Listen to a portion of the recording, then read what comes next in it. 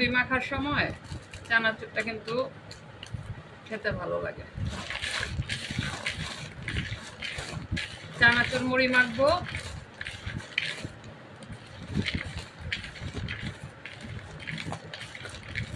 ভালো করে একটু মিশিয়ে নিচ্ছি।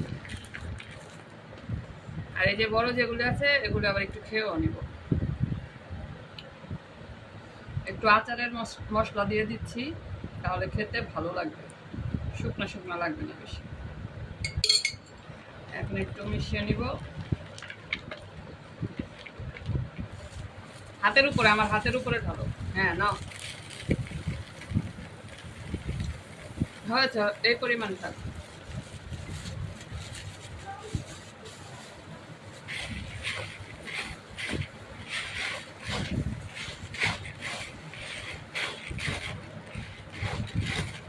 আমার আচারের মশলার মধ্যে তেল ছিল সরিষার, তারপর আমি একটু উপর থেকে আরেকটু দিয়ে নিব, কারণ এটা যে মুড়ি মাখা সেটা হলো বেশ বিশেষত্ব হলো সরিষার তেলটাই।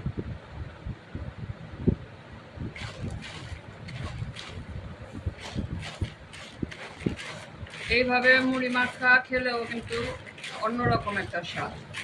আমরা রোজার মধ্যে যেটা খাই ওটা একরকম, আর এইটা আরেক রকম। আপনারাও পছন্দ করেন নাকি এরকম খেতে? কমেন্টে জানাবেন।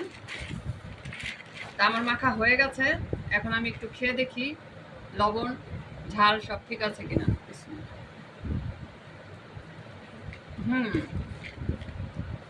খুব মজা হয়েছে।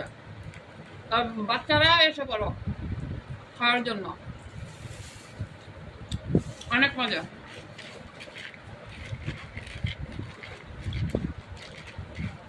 আপনারাও আমারটা কি দেখবেন শুধু, বাসায় মেখে খেয়ে নেন।